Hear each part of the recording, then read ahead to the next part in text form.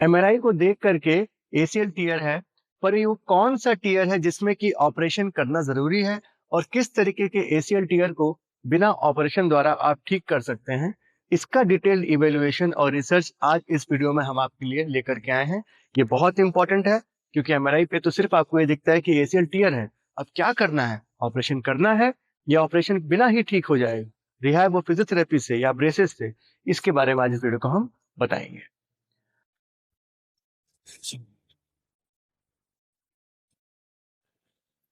तो नमस्कार दोस्तों, मैं हूं डॉक्टर नीरज श्रीवास्तव। मैं एक आर्थ्रोस्कोपी और स्पोर्ट्स इंजरी सर्जन हूं और स्कोपी क्लिनिक वाराणसी में प्रैक्टिस करता हूं और वहां का ओनर हूं। तो आजकल जैसे एमआरआई में आपके एसीएल टीयर आता है, आप परेशान हो जाते हैं। आप उसको यूट्यूब पे या फिर गूगल पे देखने लगते हैं कि किस तरीके का टीयर है, क्या करना है। आप डिफरेंट डॉक्टर से मिलते हैं और हर किसी की ओपिनियन अलग अलग होती है। मेजोरिटी आपको ये बोलते हैं कि एसीएल टीयर दिख रहा है, ऑपरेशन जल्दी से करा लो। पर आपको कैसे पता चलेगा कि एमआरआई देख करके कि हाँ, कौन सा आपका ऑपरेशन लायक ही टीयर है। तो देखिए, जो टीयर होते हैं ना, वो हमेशा ग्रेड 0, ग्रेड 1, ग्रेड 2, ग्रेड 3 ऐसे ऐसे होते हैं। तो वैसे ही हमारा एसीएल टीयर भी है। जैसे मेनिस्कस टीयर ग्रेडिंग होती है, वैसे ही एसीएल टीयर की भी ग्रेडिंग होती है। बहुत से बार ऐसा लिखा होता है कि एसीएल स्प्रेन है। अब अगर एसीएल स्प्रेन है, मतलब कि स्प्रेन क्या होता है? खिंचाव। जैसे कि होता है ना कि हाँ, नेक स्प्रेन हो गया, बैक स्प्रेन हो गया, मसल स्प्रेन हो गया, हैमस्ट्रिंग स्प्रेन हो गया। तो ये स्प्रेन जो है ना, वो सिर्फ एक खिंचाव है, जो कि सूजन है, जो कि थोड़ी दिनों में ही दर्द की दवा रेस्ट करने से, ब्रेस लगाने से और फिजियोथेरेपी या रिहैब करने से ठीक हो जाती है। स्प्रेन के लिए सर्जरी नहीं चाहिए होती है। अब होता है ग्रेड 1 एसीएल टीयर। तो ग्रेड 1 एसीएल टीयर भी स्प्रेन की तरह ही है, बहुत ही मामूली सा उसमें फाइबर्स में टीयर है, थोड़ी सी ब्लीडिंग हुई और थोड़ी सूजन है। जो आपका दर्द होता है वो तो दर्द की दवा खाने और रेस्ट करने से, आइसिंग से और फिजियो से ठीक हो जाता है। और इसमें आपको बाद में कोई भी लचक नहीं होती ग्रेड 1 में, तो इसमें भी आपको ऑपरेशन की जरूरत नहीं है। अब आते हैं ग्रेड 2 टीयर। ग्रेड 2 टीयर क्या हुआ कि हाँ, थोड़ा और भी जो एसीएल के फाइबर्स हैं वो टूटे हैं। तो ग्रेड 2 टीयर में भी आमतौर पे अगर बहुत हाई डिमांड पेशेंट ना हो तो उसमें ऑपरेशन की जरूरत नहीं ही होती है, क्योंकि जो रिमेनिंग फाइबर्स आपके बचे हुए हैं वो आपको इतनी स्ट्रेंथ देते हैं कि आपका घुटना बाहर ना निकले और अपनी सारी एक्टिविटीज ठीक से कर पाए। इनिशियल फेज में जो दर्द है, जो सूजन है, वो दवाइयों और रेस्ट और आइसिंग से ठीक होता है, और जो आपकी मसल की स्ट्रेंथ है वो आप फिजियोथेरेपी करके रिगेन करते हैं। जो ग्रेड 3 या कंप्लीट टीयर है ना, यही है जिसमें कि आपको सोचना पड़ता है ऑपरेशन के लिए। इसका मतलब क्या हुआ कि जो आपका एसीएल था वो पूरा का पूरा फट गया है और उसमें कोई भी फाइबर्स आपके काम के नहीं बचे हैं, और आपको उसके बाद जो अगर लचक आ रही है तो ही सर्जरी करना है, जो आपको अपने पुराने वीडियो में भी बताया है कि बिना ऑपरेशन के एसीएल को कैसे ठीक करें। तो ग्रेड 3 में भी कभी कभी ऐसा होता है कि लचक नहीं आ रही है, तो हम लोग पेशेंट को ऑफर करते हैं कि आपको हम रिहाइब करके देखेंगे, आपकी हैमस्ट्रिंग, क्वाड्रिसेप्स और कोर मसल्स को अच्छे से रिहाइब कराते हैं। कभी कभी लगता है कि जरूरत नहीं पड़ेगी, और मोस्ट ऑफ द टाइम्स में ग्रेड 3 में ऑपरेशन की जरूरत पड़ती है, क्योंकि ग्रेड 3 एसीएल जो है वो कंप्लीट टीयर है। और जैसा कि हमने आपको बताया है कि एसीएल में हीलिंग पोटेंशियल नहीं है, तो ये मत समझिए कि आपका एसीएल पूरा टूटा हुआ है, उसको ब्रेस लगा करके या फिर उसको प्लास्टर लगा करके या उसमें पीआरपी या किसी भी और तरीके का इंजेक्शन लगा करके उसको आप जोड़ सकते हैं, ऐसा नहीं है। हीलिंग पोटेंशियल एमसीएल और पीसीएल लिगामेंट में अच्छी होती है, एसीएल में आमतौर पे लिगामेंट हील नहीं होता है। इसलिए जब भी आप देखिए कभी मिड सबसनेसियल टीयर हो, तो हम लोग उसको अंदर जा करके स्टिच नहीं करते। जैसे कि एमसीएल वगैरह में क्या है कि उसको हम स्टिच करते हैं, सिल देते हैं, जुड़ने के टाइम देते हैं। एसीएल में हम क्या करते हैं, रिकंस्ट्रक्शन करते हैं, क्योंकि स्टिच करने पे एसीएल हील नहीं करता। तो जब स्टिच करने पे एसीएल हील नहीं करता, तो पीआरपी या फिर ब्रेस या फिर कास्ट देने से वो हील नहीं करने वाला है।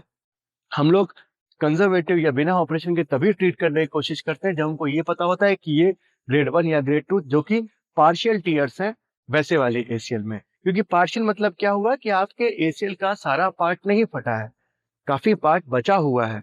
और जो हम आपका रिकंस्ट्रक्शन भी करते हैं ना, वो भी कभी भी ओरिजिनल एसीएल वाली मोटाई का नहीं होता। तो अगर आपका काफी पार्ट एसीएल का बचा हुआ है तो वो डेफिनेटली आपको सारे काम करने में मदद करेगा, आपको कोई दिक्कत नहीं होने वाली है। ये जो हमारे पास क्वेश्चंस आते हैं कि सर, आप तो बोलते हैं कि एसीएल बिना ऑपरेशन के भी ठीक हो सकता है। तो ये कोई ब्लंट नॉन साइंटिफिक स्टेटमेंट नहीं है।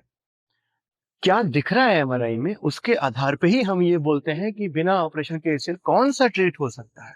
क्योंकि एसीएल टीयर तो 1 ग्रेड भी है, 2 ग्रेड भी है, 3 ग्रेड भी है।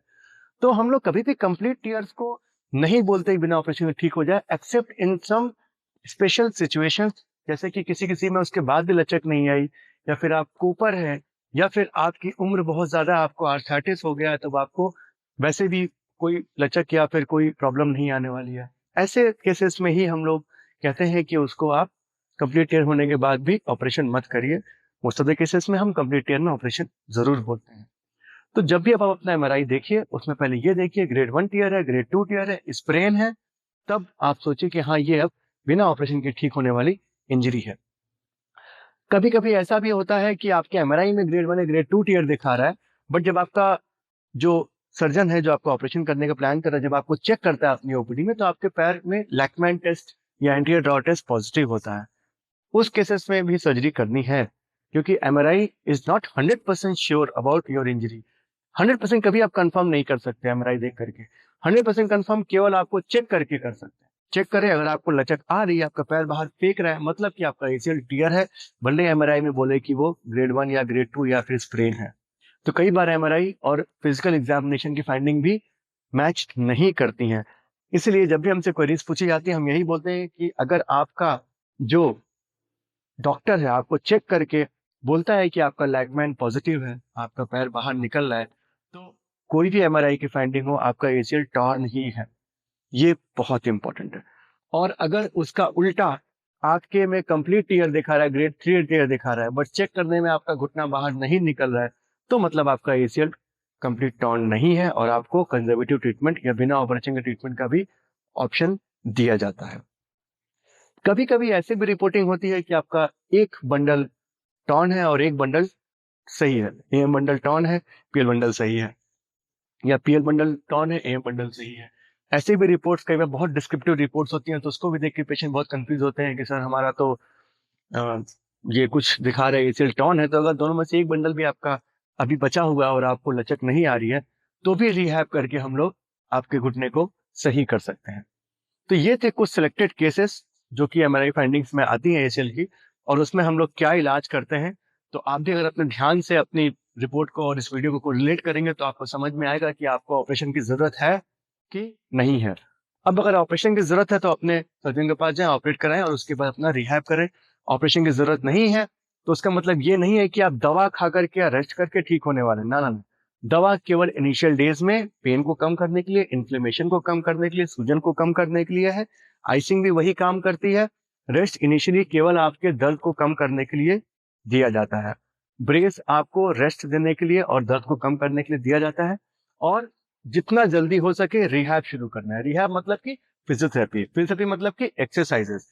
किसी भी सिकाई या फिर किसी अल्ट्रासाउंड या शॉर्टवेव बायोथेरेपी या आईएफटी से ना करके आपको प्रॉपर रिहैब, आपकी मसल की स्ट्रेंथनिंग की जाए, आपके हैमस्ट्रिंग मसल को स्ट्रॉन्ग किया जाए, आपके क्वाड्रिसेप्स मसल को स्ट्रॉन्ग किया जाए, आपके कोर को स्ट्रॉन्ग किया जाए, आपकी बाकी जो लोअर लिम्ब की मसल्स है, काफ muscles, gluteus muscles, lateral thigh muscles, इनको स्ट्रॉन्ग किया जाए।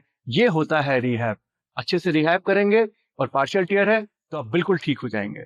और एक जो क्वेश्चन होता है कि क्या सर हम हाई डिमांड है तो हम पार्शियल टीयर के बाद रिहैब करके फिर से वापस लौटेंगे अपने स्पोर्ट्स में या फिर हाई डिमांड एक्टिविटी में, जैसे कि पुलिस या फिर आर्मी या फिर कोई भी ऐसा काम जिसमें दौड़ भाग होता है। तो देखिए ऐसा है ना कि जो हमारा इलाज होता है अगर वो परफेक्ट है तभी उसको हम फॉलो करते हैं। तो पार्शियल टीयर में ऐसा नहीं है कि आपको रिहैब करने के बाद हम ये बोलेंगे कि बचा कर रखना है। आप बिल्कुल ठीक हो जाएंगे, सब कुछ कर पाएंगे। तो सिलेक्शन ऑफ पेशेंट, सर्जरी करना है कि नहीं करना है, ये करना बहुत जरूरी है। और तुरंत जंप नहीं करना सर्जरी के ऑप्शन में। तो सोच समझ के रिपोर्ट को ठीक से देख के, हो सके तो एक बार चेक करवा करके अपना एमआरआई और चेक करने की जो फाइंडिंग है उनको मिक्स करके फिर एक फाइनल कंक्लूजन निकलना है कि सर्जरी करना है कि नहीं करना है। It's definitely a complex process, लेकिन अगर उसको ठीक से फॉलो किया जाए तो बहुत क्लियरली हम सिलेक्ट कर सकते हैं कि किन पेशेंट का बिना ऑपरेशन के इलाज हो सकता है। इसके बाद भी अगर आपको डाउट्स हैं तो हमसे आप कमेंट सेक्शन में लिख करके पूछ सकते हैं और हम आपको रिप्लाई करेंगे। आप अपनी व्हाट्सएप भी हमको एमआरआई भी व्हाट्सएप कर सकते हैं, जो नंबर है हमारा स्क्रीन पे, उस पर आपको हम रिप्लाई करेंगे। अपना ख्याल रखिए, अपने एशियल का ख्याल रखिए।